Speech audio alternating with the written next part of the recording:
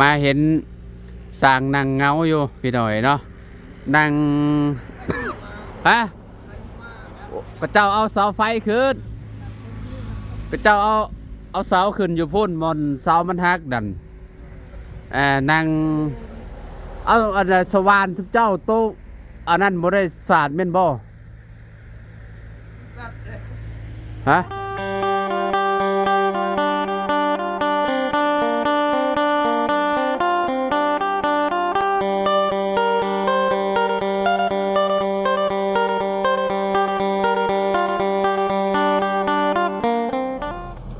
มาพ่อแม่พี่น้องเนาะต่อเนาะยามสวยๆพี่น้องเนาะบ่ได้เศร้าแล้วเนาะก่อนอื่นก็สบายดีเด้อพี่น้อง FC เบิร์ดสุขูสู่คนเนาะมาเห็นสร้างนั่งเงาอยู่พี่น้องเนาะนั่งฮะก็เจ้าเอาเสาไฟขึ้นก็เจ้าเอาเสาขึ้นอยู่พุ่นมอนเสามันหักดันนั่งเอาอันสว่านเจ้าโตอันนั้นบ่ได้สาดแม่นบ่ฮะ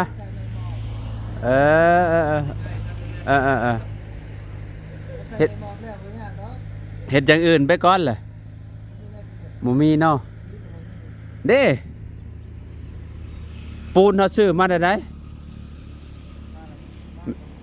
แม่นทางจันมันกระเทินถ้าเห็ดบัดเดียวแล้วเนาะทางจันเนาะโอเคอันนี้ยังเหลืออยู่จักตับอันนี้1 2 3 4 5 6อยู่พุ่นอีกเนาะที่เราในสิพ่ออยู่เนาะยังเหลืออยู่อันนี้ที่เราเนาะห้องนอนยังบริเอมฟังนั่นพี่น้อยเนาะโอ้ยพี่น้อยเนาะน้ำอยู่นี่ก็ยังบกพี่น้อยเนาะในต้นเสาเพิ่นนี่จมูกได้ไผสิมาเนาะคือสิโดนเติบอยู่ดอกคิดว่าแต่ไฟมามื้อนี้นั่นน่ะสิได้หลายอยู่เนาะสุเจ้าก็หากับมาฮอดบ่สังจันทร์ฮอดอยู่ด้านแรกบ่ได้เสียงใหม่บ่ได้แรกเสียงใหม่โอ้บ่จักแนวสิเฮ็ดบัดนี้เนาะไฟก็ดับชมวิวไปก่อนไปดีมันแม่นนอนหาก็ตื่นบ่นี่บ่ให้ตื่นฮะเคยตื่นตั้งแต่เช้าน้ำทุ่งนาตื่นแต่โดนแล้วตื่นแต่โดนแล้วนอนใหม่บ่เคยอยู่ในห้องชื่อแล้ววะเฮือนโซกงมีก็เริ่มมุ่งแล้วเนาะโดยพี่น้องเอ้ยเนาะเลี้ยงเขียวอันนั้นไปเปลี่ยนให้น้องเลี้ยงมันก่อนพี่น้องเอ้ยเนาะบานประตูเพิ่นฝั่งนี้ยังเหลืออยู่ประมาณ6-7 ตับเนาะมันเห็นห่างแล้วมันเห็นห่างที่แอมอยู่นี่แหละมื้อนี้อากาศดีพี่น้องหนาวฮะมันหนาวบ่ขอพอดีอยู่แล้วสำนีเนาะมันบ่ฮ้อนปานใดพี่น้องเอ้ยบ่ได้เห็นสร้างแอมเลยป่านไฟฟ้าดับจะหน่อยก็เมื่อกี้นี้ไฟฟ้าดับว่าจะหน่อยเพิ่นก็นั้นจะหน่อยเพิ่นก็เห็นแล้วเพราะว่า เพราะว่าเพิ่นเอาเสาขึ้นบอนครัวเด้มันหักเดี๋ยวเพิ่นหาก็เอาขึ้นมานี่เนาะไฟฟ้าดับรถช่างปาดอันนี้ไม่พาสลาบ่ได้ก็บ่ได้พี่น้อยเนาะ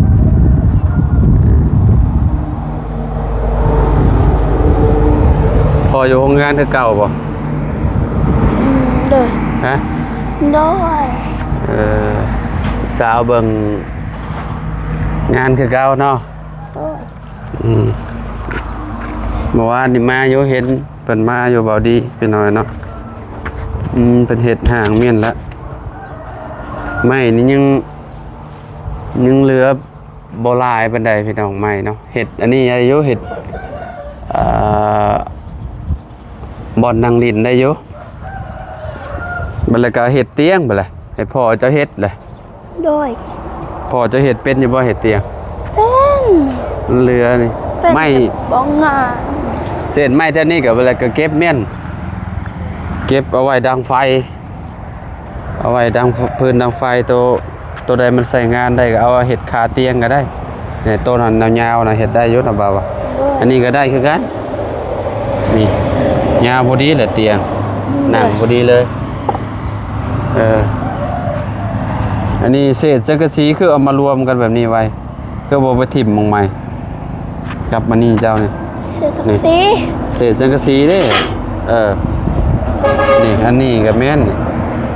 จะน้อยขึ้นเฮือนแหละเพิ่นเฮ็ดแล้วนี่เพิ่นถมอันนี้นี่ถมอันนี้แล้วเรียบร้อยแล้วก็เคลียร์พื้นที่เด้ประมาณ 3-4 มื้อนี่ก็แล้วแหละเนาะตั้งแต่ 3-4 มื้อแล้วบ่เนาะ เอาบ่ได้แล้วผมไม่มีได้อยู่ ฮะ 3 4 7 เอาผู้แลระดับนั่นแหละประมาณ 6-7 มื้อพุ่น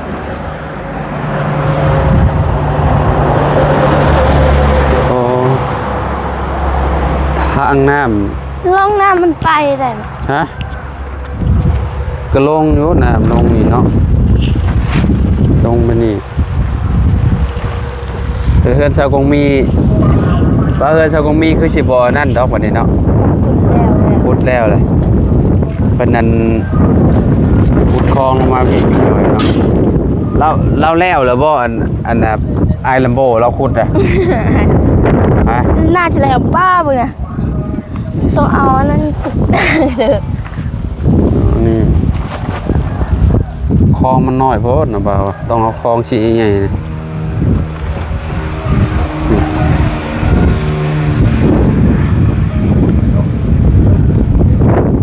อ๋อหน่อไม้ออกเต็มอยู่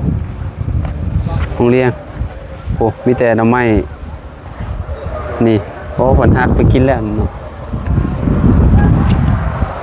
โอ้ย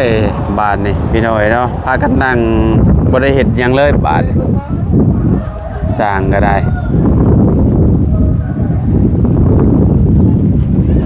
พากันนั่งเงาหงอยอยู่ เฮ็ดหยังบ่ได้เนาะมันนี่คือสิมีหัวใหญ่เลยเนาะโรงเรียนเนาะ ใหญ่แล้วขนาดมื้อนั้นไทยยังใหญ่อยู่ บ่ได้ใส่ปุ๋ยบ่นี่ บ่ ใบอยากด่างเนาะ เด้ย ใบมันอยากด่างพี่น้องเอ้ยเนาะยอดมันกินได้บ่มันนี่นะฮะ กินบ่ได้ บ่เป็นเวลาคือกินบ่ได้เบื่อบ่ มันเบื่อ ตะกะแตนมันบ่ได้มากินบ่ บ่ได้กิน มันบ่กินเนาะมันนี่เนาะมันก็ฮู้ว่ามันบ่แซ่บเนาะ มันคักเลยพี่น้องเอ้ยพวกเขียวเบิดเลยแถวนี้เนาะแม่นบ่เลยแนมไปทางใดก็มีแต่มันฝั่งนั้นก็มีแต่มันโอ้พี่น้องเอ้ยเนาะโอ้ทางสร้างก็พากันนอนพักผ่อนก่อนถ้าไฟมาหลังคาบ้านน้องเลียงนี่เห็ดยามฝนก็ดีแบบหนึ่งเด้เขาจะได้ฮู้เด้เวลาฝนตกมาแหละมันหัวหรือบ่หัวหั่นนะพี่น้อยเนาะสีกับคะแนนเจ้าสีอื่นกับไม่พาชะล่านี่เอาสีหลังคาน่ะเอาสีน้ำเงินสีนี่กับสีนี่เข้ากันคักปัญญามันสิตัดคักอยู่คะแนนว่าเอาสีฟ้า แต่สีแดงกับสีเปลือกมงกุฎเถอะ แห้งเลิศ เบิ่งบ่ฮู้เลยว่าเป็นสีหยัง บ่เห็นเลย บ่เห็นเนาะยาแหละเนาะมันก็แมทกันแบบนี้แหละเนาะ โด ได้อยู่ดอกเนาะ มักอยู่ดอกเนาะ โดย เบิ่งบ่เบื่อเนาะสีปานนี้เนาะ โดย ไปทางใดนี่ไปเบิ่งเฮือนสาวคงมีปะอืมโอ้เดี๋ยวให้บาบุญเพิ่นพาไปเปลี่ยนอันนี้ก่อน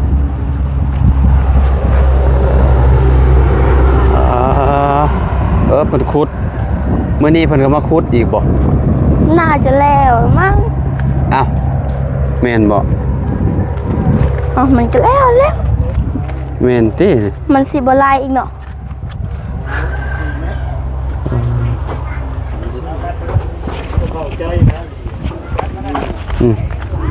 สาวคงมีก็ยังบ่หายบ่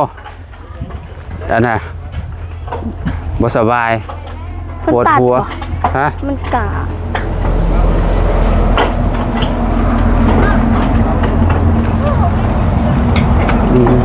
ได้แมทแมทตัวแมทหนึ่งครับแมทมาให้เนี่ย มันเกินบ่เนี่ยต้องจะตัดออกแล้วก็มีบัดนี้เป็นอะไรนี่คือติดคอพี่ลึกแท้ ติดอีก เจ็บคอบ่โอ้ยเนาะนานเศร้าแท้ต้องไปหาหมอได้แบบนี้เนาะ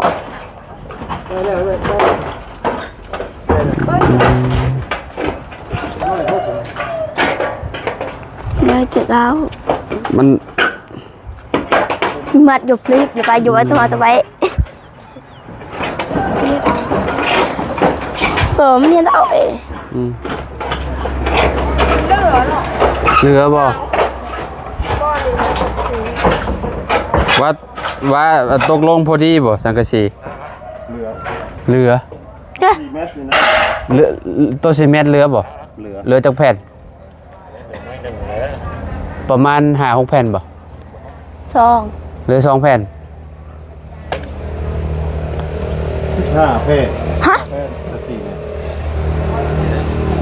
เวียดแล้วเนาะจดเวียดผู้หญิงบ่เข้าใจปานใด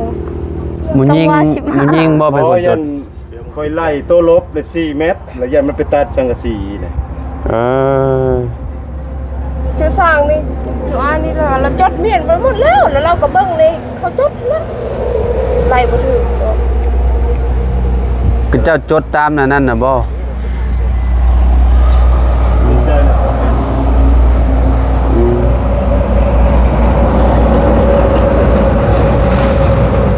นี่เกิดตันแล้วเนี่ย นี่ตัวตัดนี่ตัวนี้อ่ะ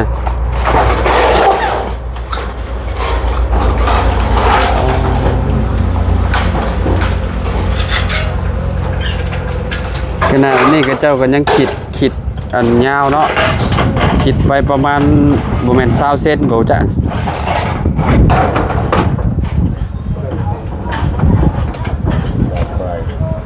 เจ้าหาได้บ่จ๊ะ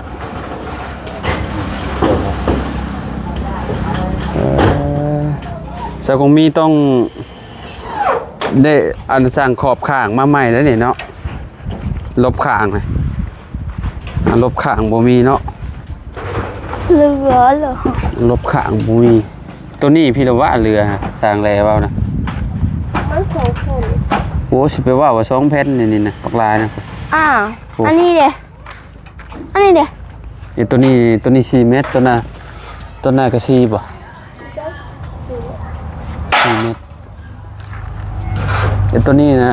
ตัวนี้มุงเฮือนใหญ่นี่เนาะมุงเฮือนใหญ่เคยเห็นช่างเพิ่นไป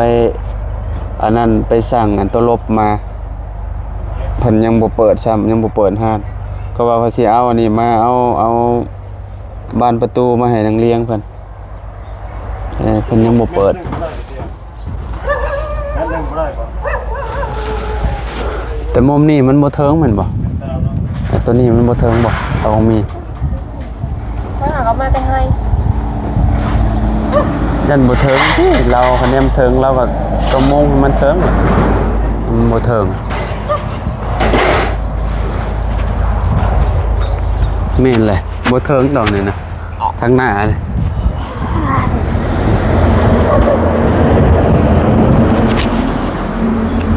ประมาณ80เซนหนูจะ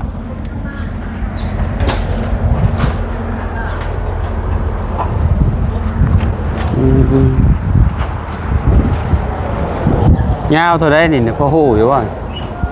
ยาวจักเม็ด6 เม็ด7 เม็ดเขาจะนี่เนาะประมาณ7 เม็ดปลายเบ่จะ7 5 8พอแล้วเบิ่งยาวๆแต่ก็บ่เทิงเนาะเพื่อนหลังใหญ่นะเจ้ามันบ่เทิงก็สิได้ตัดอันนี้ละใส่ มาตัวนั้นหันยาวอีกครั้ง ฮะ ว่าเบิกตัวนั้น จะตัดทิบอีกดิฮอตัดจังหวะซาวไปเส้นตัดเกิดอันนี้ก็เหลือแผ่นมันรู้สิ่งจ้า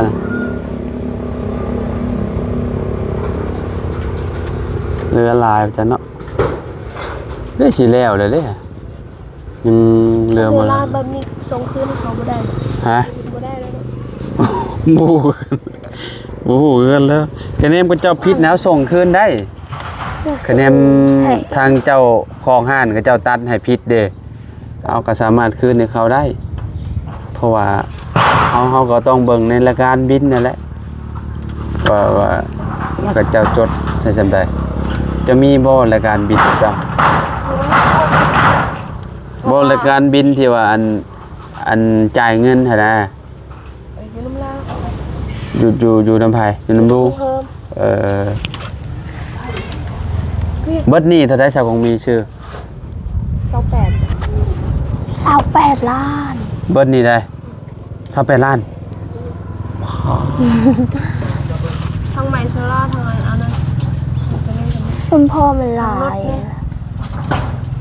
โอ้แต่พ่อมันจังเบิดหลายเนาะ28 ล้านเนาะคือของเลี้ยงเบิดของเลี้ยงนี่เบิดเท่าไหร่วะ24เนาะ 24 8 แสน24 ล้าน 24 ล้าน8แสนของน้องเลี้ยง เกือบเข้าหาแล้วเนาะ มันเกือบ25ยังอีก2แสนกับ25ล้านของชาวของมีนี่ 28 มันแพงนำตัวนี้เพราะว่ามันมาหลายเลยแม่อันแผ่นลูซิ่งนี่มาหลายแผ่นเลยอันนั้นก็ตับหนึ่งเท่าไดน่ะตับหนึ่งแผ่นเท่าไดแผ่นละ100ชิปบ่ ก็คิด มันลืมเลยแต่ตอนเขาเรียกในแฟนที่ไหน แผ่นละ100,000ของน้องเลี้ยงถ้าจะขอถามอยู่บ้านดงแผ่นละ100ชิปก็จะเอาตับก็เจ้าไหลเป็นตับบ่ได้ไหลเป็นแผ่นดอกตับหนึ่ง ตัวนี้บอก อ่า หนึ่งกับ10%กัน10%อันตับหนึ่งนี่ได้ เด้อ ประมาณหาแสนชิปมันมีอยู่หาแผ่นกระเจ้าไล่เป็นตับเด้ตับหนึ่งนี่5แสนชิปนี่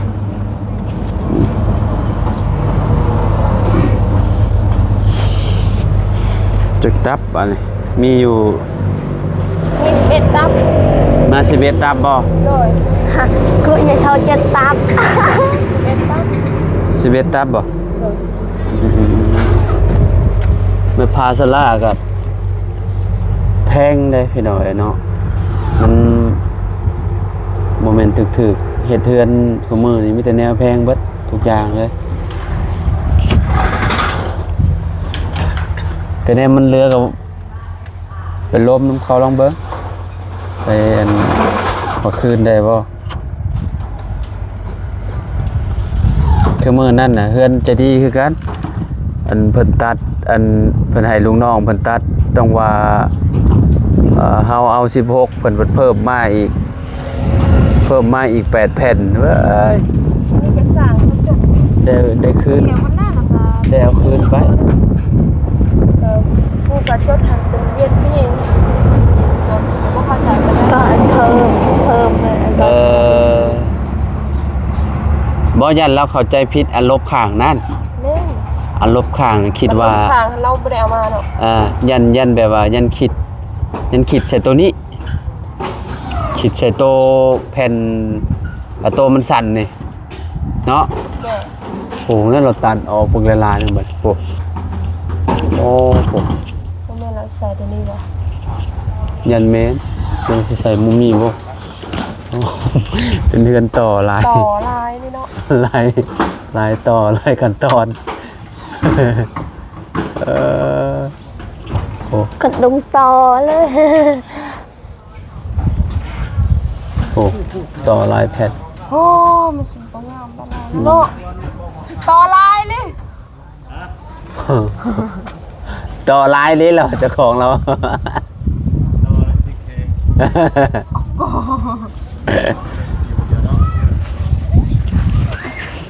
จากดงออกลายเป็นดงต่อ ต่อลายสดมันเวลาลมพัดก็จะอันนั้นเยอะก็มันก็สิไปของไผของลาวหั่นแหละเวลาเพราะว่ามันบ่ต่อเด้ก็บ่อยู่เทิงก็เฮาล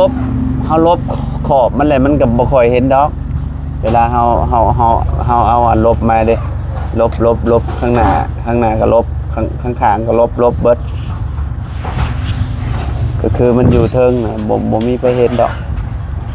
ก็ได้คือกัน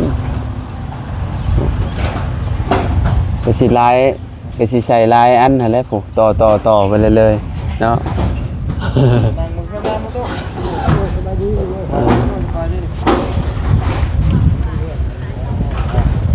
ไปเดี๋ยวเอาอันนี้ไปเปลี่ยนให้น้องเลี้ยงมันก่อนพี่น้อยเนาะเอา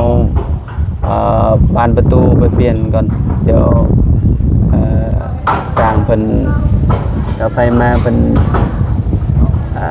อาจสิเฮ็ดมื้อนี้หรือว่ามื้อหน้าพุ่นแหละพี่น้อยเนาะคิดว่ามันบ่มีแนวตัดรถพากันนั่ง